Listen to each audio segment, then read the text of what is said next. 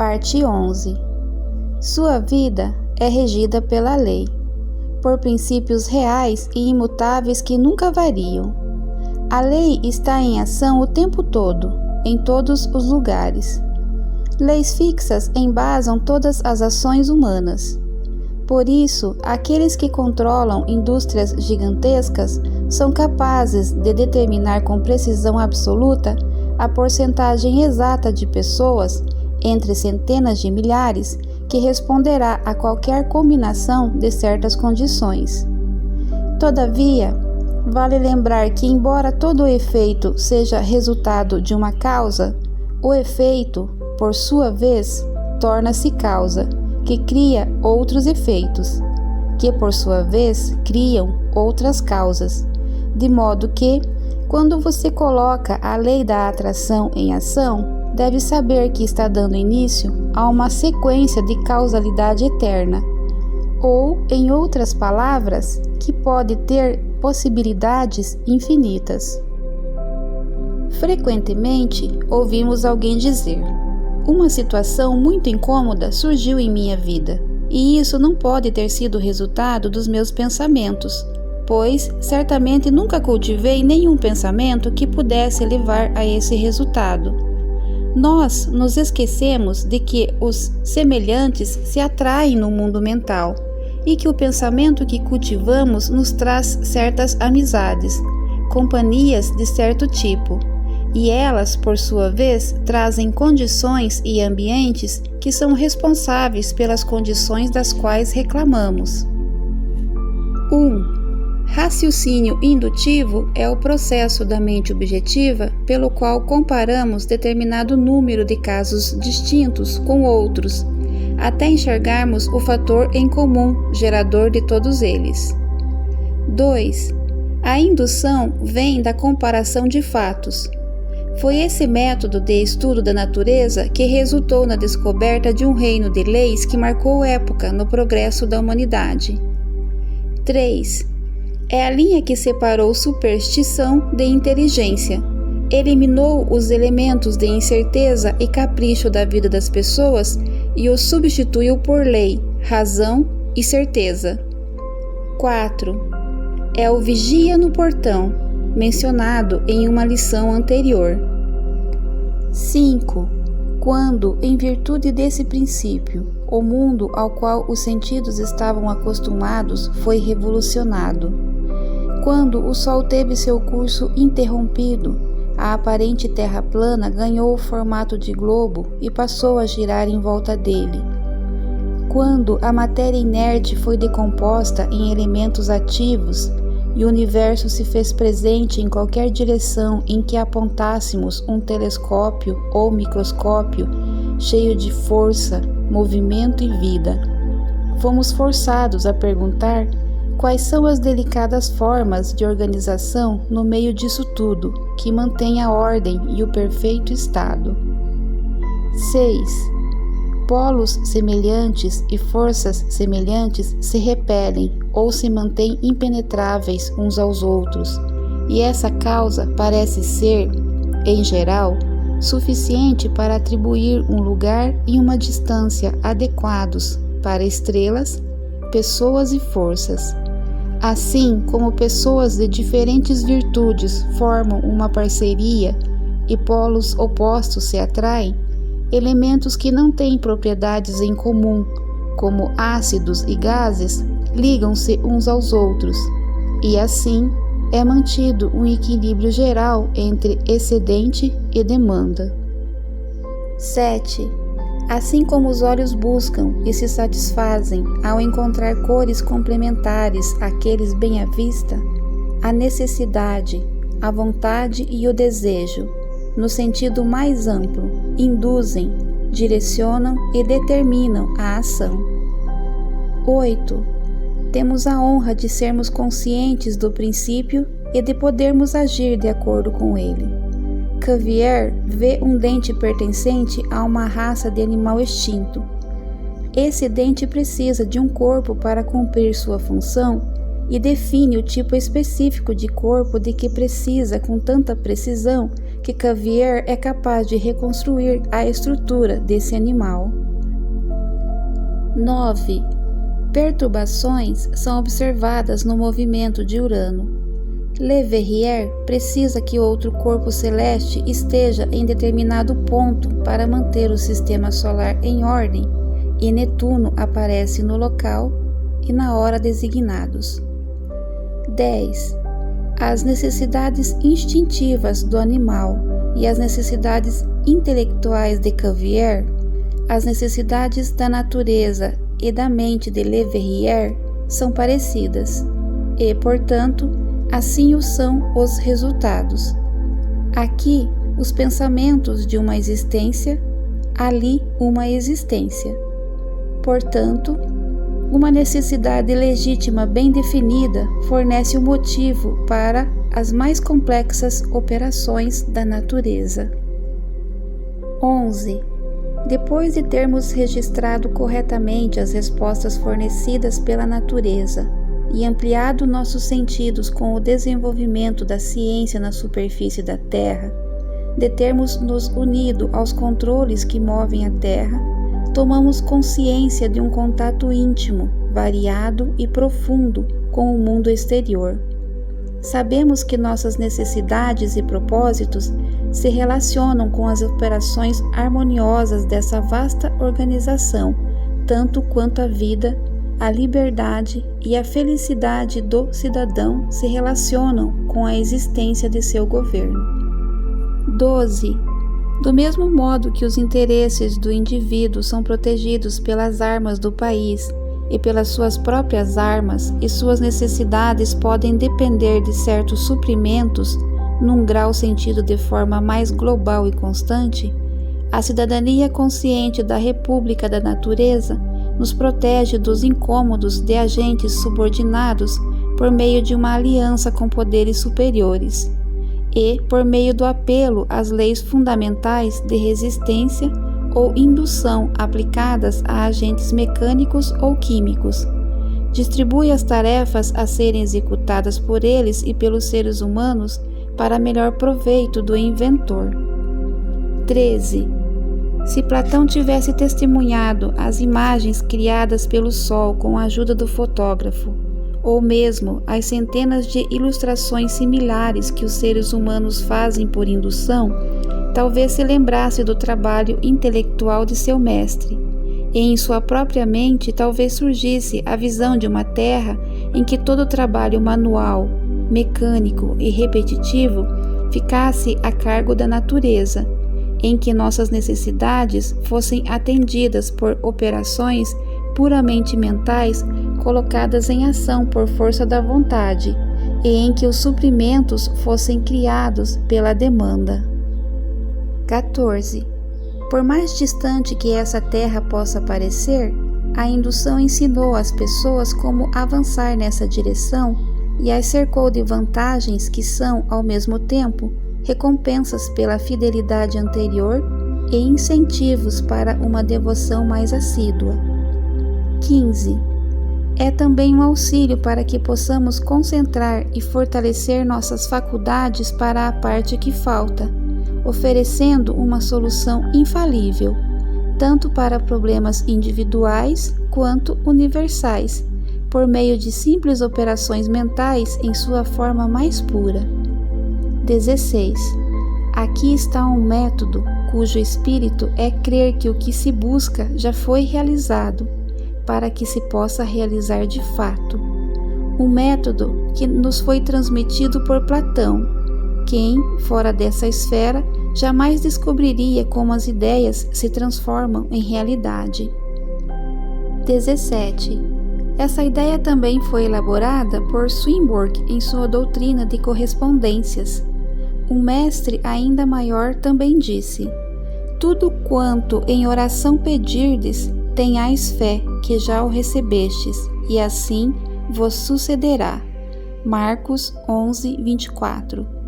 A diferença de tempos verbais nessa passagem é marcante. 18. Devemos primeiro acreditar que nosso desejo já foi realizado, para que então sua realização aconteça. 19. Essa é uma instrução concisa para o uso do poder criativo por meio da influência na mente subjetiva universal.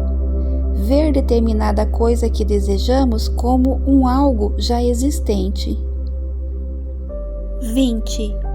Então, estaremos pensando no plano do absoluto e eliminando toda consideração de condições ou limitações e plantando uma semente que, se deixada em paz, por fim, gerará frutos no exterior.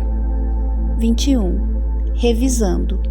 O raciocínio indutivo é o processo da mente objetiva pelo qual comparamos determinado número de casos distintos com outros até enxergarmos o fator em comum gerador de todos eles.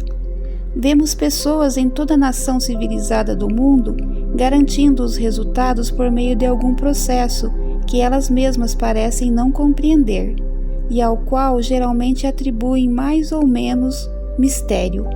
Nossa razão nos é dada para que comprovemos a lei que garante que tais resultados sejam alcançados.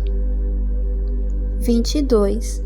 A operação desse processo de pensamento é vista naqueles afortunados que possuem tudo que os outros precisam adquirir por meio do trabalho, daqueles que nunca vivem um dilema moral porque são sempre corretos em suas ações e jamais agem sem tato, que aprendem tudo com facilidade, que terminam tudo que começam com um jeitinho especial, que vivem em eterna harmonia consigo mesmos, sem nunca pensar muito sobre o que fazem e sem enfrentar dificuldade ou trabalho duro. 23. O resultado desse pensamento é, como sempre foi, um presente dos deuses, mas um presente que poucos compreendem, apreciam ou entendem. Reconhecer o maravilhoso poder que a mente tem em condições apropriadas e o fato de que esse poder pode ser utilizado, direcionado e acessado para resolver qualquer problema humano é de suma importância. 24. Toda a verdade é a mesma, seja apresentada em termos científicos modernos ou no idioma de tempos apostólicos. Existem almas tímidas que não conseguem perceber que a verdade completa requer várias afirmações, que nenhuma fórmula humana revelará todos os lados da verdade. 25. Variações, ênfase, novo idioma, novas interpretações, perspectivas desconhecidas não são, como alguns supõem, sinais de desvio da verdade. Pelo contrário, são prova de que a verdade está sendo apreendida em novas relações com as necessidades humanas e que está sendo mais compreendida no geral. 26. A verdade deve ser dita a cada geração e a cada povo em termos diferentes e novos, de modo que, quando o grande mestre diz: "Tenha fé que já o recebestes e assim vos sucederá", ou quando Paulo diz: "A fé é a certeza de que haveremos de receber o que esperamos e a prova do que não podemos ver", ou quando a ciência moderna diz: "A lei da atração é a lei que liga o pensamento ao seu objeto". Cada afirmação, quando submetida à análise, revela conter exatamente a mesma verdade. A única diferença é a forma de apresentação. 27. Estamos no limiar de uma nova era. Chegou o momento em que a humanidade já aprendeu os segredos do controle e está sendo criado o caminho para uma nova ordem social, mais maravilhosa do que qualquer outra jamais sonhada. O conflito da ciência moderna com a teologia, o estudo comparado de religiões, o enorme poder de novos movimentos sociais, tudo isso representa o caminho para a nova ordem. Formas tradicionais antiquadas e impotentes podem ter sido destruídas, mas nada valioso se perdeu. 28. Uma nova fé nasceu, uma fé que exige uma nova forma de expressão, E essa fé está tomando forma em uma consciência profunda do poder em manifestação na atividade espiritual atual, vista por toda parte. 29. O espírito que dorme no mineral, respira no vegetal, penetra no animal e alcança seu máximo desenvolvimento nos seres humanos é a mente universal, e cabe a nós transpor o abismo entre ser e fazer, teoria e prática, demonstrando nosso entendimento do domínio que nos foi dado. 30. A maior descoberta de todos os séculos é de longe o poder do pensamento. A importância dessa descoberta demorou um pouco para chegar ao conhecimento geral, mas chegou, e em todo o campo de pesquisa, a importância da maior de todas as descobertas já está sendo demonstrada. 31. Você se pergunta no que consiste o poder do pensamento criativo? Consiste em criar ideias, e estas, por sua vez, transformam-se em objetos apropriando, inventando, observando, discernindo, descobrindo, analisando, determinando, orientando, combinando e aplicando força e matéria. Isso pode ser feito porque esse é um poder criativo e inteligente. 32. O pensamento alcança sua expressão mais elevada quando imerso em sua própria profundidade misteriosa, quando abre caminho através do estreito ser e passa de uma verdade a outra, e a região da luz eterna, onde tudo é, foi ou será fundido em uma grande harmonia. 33. Desse processo de autocontemplação vem a inspiração, que é a inteligência criativa e que é inegavelmente superior a todo elemento, força ou lei da natureza, porque pode entender, modificar, controlar e aplicar esses elementos, forças ou leis de acordo com seus próprios propósitos e fins, e, portanto, os possui. 34. A sabedoria começa com a aurora da razão, e a razão não passa da compreensão do conhecimento e dos princípios que nos permitem conhecer o verdadeiro significado das coisas. Portanto, a sabedoria é a razão iluminada, e essa sabedoria leva à humildade, porque a humildade é uma grande parte da sabedoria. 35. Todos nós conhecemos várias pessoas que alcançaram o que parecia impossível, realizaram sonhos de uma vida toda, que mudaram tudo em suas vidas, inclusive a si mesmas. Muitas vezes ficamos maravilhados diante da demonstração de um poder aparentemente irresistível, que parecia estar sempre disponível quando era mais necessário. Mas agora tudo está claro. Só precisamos entender certos princípios definitivos e fundamentais e sua devida aplicação. 36. No seu exercício desta semana, concentre-se na citação retirada da Bíblia. Tudo quanto em oração pedirdes, tenhais fé que já o recebestes, e assim vos sucederá. Note que não há limitação. Tudo é muito definido e implica que a única limitação que temos é a nossa capacidade de pensar, de estar à altura da ocasião, de agir conforme a emergência, de lembrar que a fé não é uma sombra, e sim uma substância. A certeza de que haveremos de receber o que esperamos e a prova do que não podemos ver. A morte é apenas o processo natural pelo qual todas as formas materiais são colocadas no cadinho para a reprodução de nova diversidade.